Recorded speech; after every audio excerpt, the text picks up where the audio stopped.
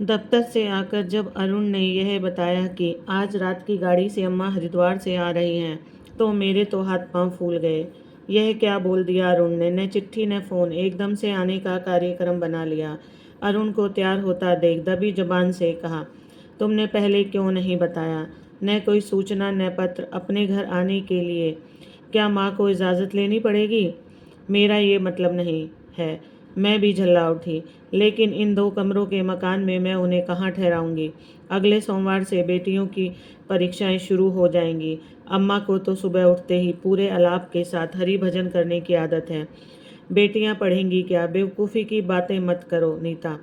वह मेरी माँ है। बड़े भैया उन्हें ट्रेन में बिठा चुके हैं। वह आ रही हैं तो बस आ रही हैं, कोई टिप्पणी नहीं। यह घर उनका भी है, उनके लिए पहले जगह निकालना, चाहे मुझे बैठक में ही क्यों न सोना पड़े। वाह रे मातृभक्त! भूल गए वे दिन जब सारे समय अम्मा जी मेरे पीछे पड़ी रहती थी। कुल 7 माह की शादी के बाद हम उनके साथ थे। फिर अरुण के साथ मैं भी अहमदाबाद आ गई थी। उन 7 माह में अम्मा जी के साथ मेरा अनुभव अच्छा न था। क्या मिला क्या नहीं मिला, या बड़ी बहू के यहाँ से क्या मिला था, यानी सिर्फ मेरे मायके की आलोचना। बातें इतनी तीखी कि सीधे दिल में उतर जाएं। फिर एक आध बार ही वह यहाँ आई थी। मैंने भी सिर्फ फ़र्ज़ अदायगी की थी। वह भी ज़्यादा न बोलती। हाँ, बाहर का कोई आ जाता तो आसपास ही डोलती रहती। उन दिनों बड़ी नंद जो दिल्ली में थी वह भी आ जाती। कुछ दिन बच्चों की पढ़ाई का खूब हर्जा होता। सुबह से ही शंख व घंटी बजनी शुरू हो जाती। रामायण भी जोर जोर से पढ़ती। इस कारण सबकी नींद खुल जाती थी। बेटियां तो दिन भर अलसाई रहती। मैं भी थोड़ी देर से उठती थी। घर की सारी दिनचर्या उनके आने से उलट पुलट जाती। अब बाबूजी भी नहीं थे, सो तीनों बेटों के पास कुछ दिन रहकर वह अपने दिन बिता रही थी। अरुण उन्हें लेने स्टेशन चले गए थे। मैं रसोई में आकर खाने की तैयारी करने लगी, लेकिन मन अम्मा जी के इर्द गिर्द ही घूम रहा था। उनके पूजा पाठ एवं भोजन में जात पात व छुआछूत बरतने के कारण कोई बेटा बहू उन्हें स्थायी रूप से रखने को तैयार न थे। गांव की खेती अधिया पर दे रखी थी। कभी कभी ही वह वहाँ गांव जाती, वह भी किसी बेटे को लेकर। मेरी तो जान सूख रही थी उनके आने के समाचार से। गोल गोल आंखें नचाकर वह सारा दिन घर का निरीक्षण करती रहती।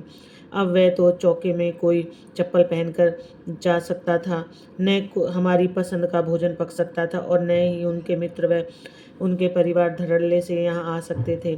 उनके एक दोस्त अक्सर आते थे। उनकी पत्नी बीमार रहती थी, सो जब आते भोजन करके जाते। एक दिन अम्मा जी ने टोक दिया, बहू यह 10 दिन में 4 बार आकर खा चुके, तुम लोग कितनी बार गए हो उनके यहाँ? असल में उनकी पत्नी अस्वस्थ रहती थी। मुझे तो कहीं से बीमार नहीं लगती। अब भरी हुई देह पर डाइटिंग करेगी तो शरीर में ताकत कहाँ से आएगी? पति पत्नी एवं बच्चों के साथ शहर के 1 या 2 कमरे वाले मकान में इतनी जगह कहाँ होती है कि वह किसी तीसरे को रख सके, चाहे वह अपना कितना ही आत्मीय क्यों न हो। यह सोच मेरी थी। मैंने अरुण के साथ गृहस्थी का एक एक सामान उसके वेतन से ही जुटाया था। मेरा अधिकांश सामान तो बगैर खोले छोटी नंद की शादी में दे दिया गया था। हर माँ बाप की तरह मेरे माता पिता ने भी वर्षों अपनी बेटी के लिए दहेज जोड़ा था। वह इस कारण नहीं कि मेरी नंद को दे दिया जाए, लेकिन मैंने और अरुण ने किसी से कुछ नहीं कहा। फिर बाबूजी भी न थे, पैसे की दिक्कत ही थी, सो मैंने भी संतोष कर लिया। अरुण के जाने के बाद मुझे फिर ट्यूशन का ध्यान आ गया। संजू ने आज फिर कहा था कि उसे संस्कृत में दिक्कत हो रही है। कोई मास्टर लगवा के मेरी चिंता से मेरा दिमाग चकरा रहा था। डर रही थी कहीं उड़ा रंग देखकर अम्मा जी मुझे बीमार न समझ लें। फिर एक उपदेश, आजकल की लड़कियां आए दिन सिर में दर्द तो कहीं पेट में दर्द। अम्मा जी को मैंने वास्तव में कभी बीमार नहीं देखा। सोने सा दमकता रंग, पके बाल, सफ़ेद स्वच्छ धोती और पाँव में लकड़ी की चप्पल। पूजा के बाद माथे पर जो चंदन का टीका लगता था वह दूसरे दिन नहाने पर ही धुलता था। बोली सधी हुई, चाहे वह प्रशंसा में ही खुलती या आलोचना में।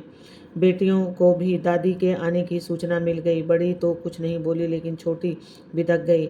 ओ माँ, हमारी परीक्षा पास है, दादी के कारण हमारी पढ़ाई का कितना हर्जा होगा। वह सुबह से भजन गाने लगेंगी। कोई बात नहीं बेटा, अपने घर के बड़ों के लिए ऐसी बातें नहीं कहते। वह इस घर की सदस्य हैं, वह चाहे आ सकती हैं। तुम लोग कमरा बंद करके पढ़ना। 12 वर्षीय सीमा और 9 वर्षीय संजू 8वीं एवं 5वीं कक्षा में पढ़ती थी। पढ़ने में तेज थी, पर इधर दोनों को संस्कृत की समस्या ने घेर लिया था। उनके नंबर जब कम आने लगे तो हम किसी ट्यूशन को ढूंढने लगे।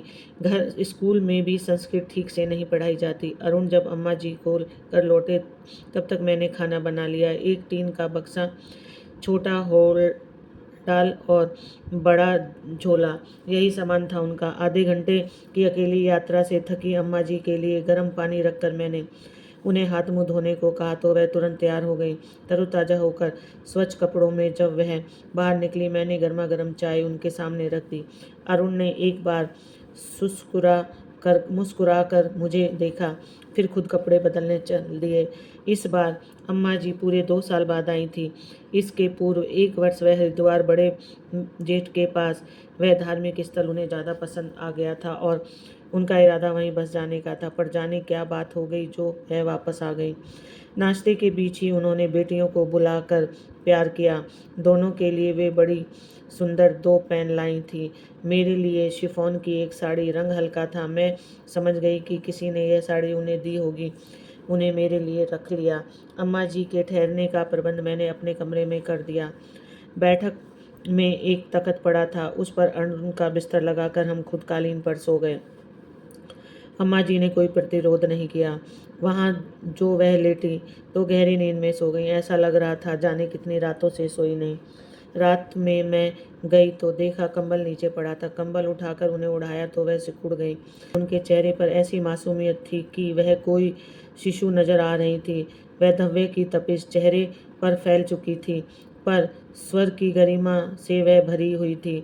रात में अरुण ने धीमे से कहा, अम्मा के आने से यदि थोड़ा कष्ट भी हो तो उठा लेना, वह तो पका फल है, कब गिर जाएं। अपने व्यवहार से उन्हें निराश न करना। मैं कुछ न बोली। जाने क्यों जो उथल पुथल सुबह से मची थी, इस समय नहीं थी। मस्तिष्क पर कोई तनाव भी न था। लेकिन सुबह अम्मा जी के शंखनाद से नींद खुल गई। जोर जोर से मंत्रोच्चार कर रही थी। मैंने कान पर तकिया रख लिया। घड़ी 5 बजा रही थी। घर भर का सोना हराम हो गया था। मैंने बहुत प्रयास किया कि सो लूं, पर सफलता न मिली। सुबह बेटियों का मुंह अलग फूला था। माँ, ट्यूशन का प्रबंध हो गया? पापा ढूंढ रहे हैं बेटा, तब तक गाइड से काम चलाओ। माँ, यह दादी तो सुबह सुबह बहुत शोर करती हैं। कहते कहते सीमा अरुण को आता देख चुप लगा गई। तभी अम्मा जी भी आ गई। मेज पर नाश्ता लग चुका था। नाश्ता अम्मा जी के कारण मैंने शाकाहारी ही बनाया था। देखते ही वह बोली, यह क्या बहू, नाश्ते में अंडा नहीं है? ठंड भी शुरू हो गई है, बच्चियों को रोज खाने में अंडा दिया करो। मुझे और आश्चर्य तब हुआ जब वह स्वयं कुर्सी पर बैठकर नाश्ता करने लगी।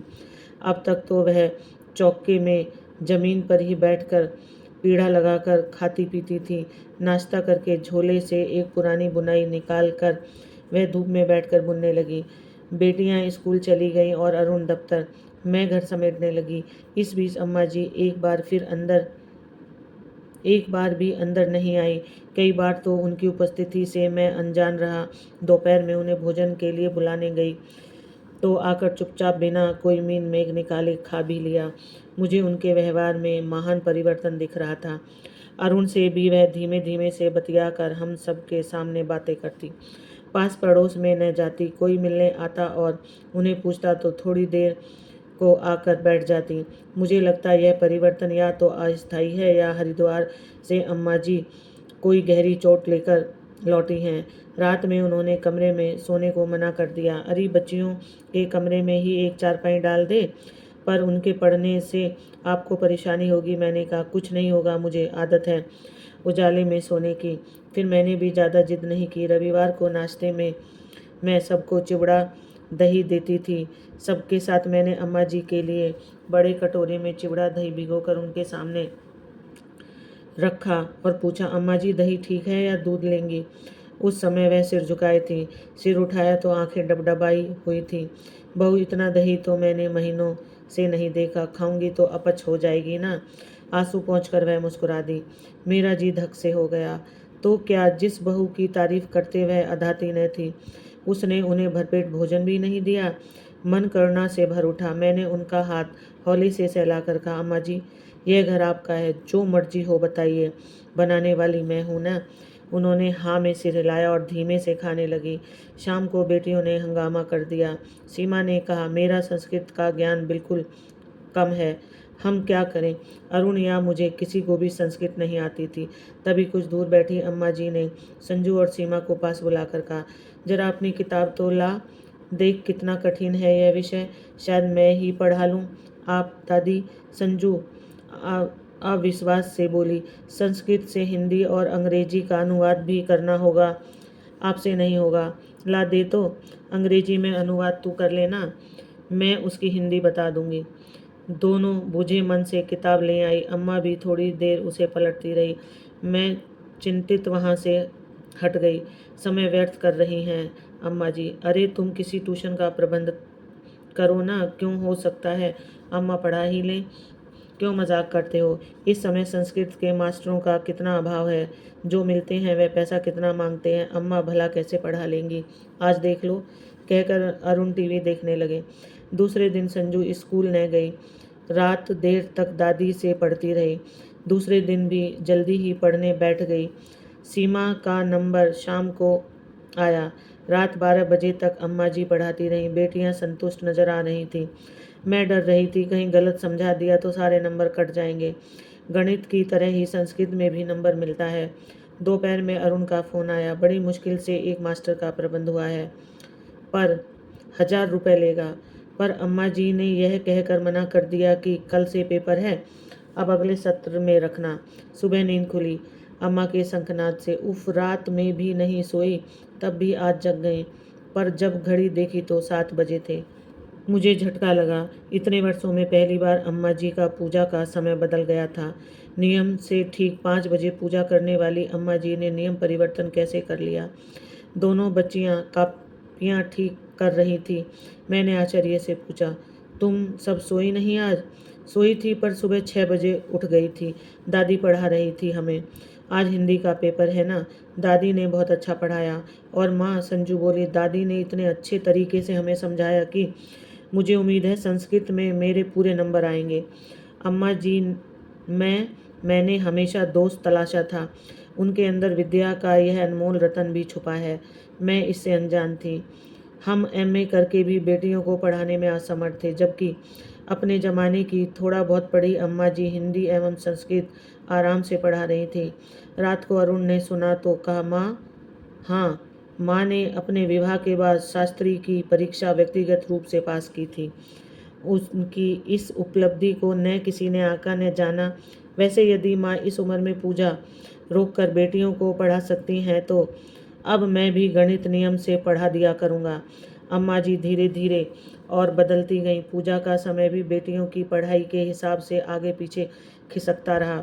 हरिद्वार का वह जिक्र भी न करती। मैं समझ गई थी वह वहाँ से गहरी चोट लेकर आई हैं। अब वह शिकायत का पुलिंदा न खोलती। खाली वक्त में बच्चियों के पास बैठती या कोई पुस्तक पढ़ती। मुझे प्रतीत न होता कि यह वही अम्मा जी हैं जिनके आने के समाचार ने मुझे दहला दिया था। मैंने सोचा अब अम्मा जी को मैं कहीं नहीं जाने दूंगी। राधे राधे। आपको कहानी अच्छी लगे तो चैनल को लाइक शेयर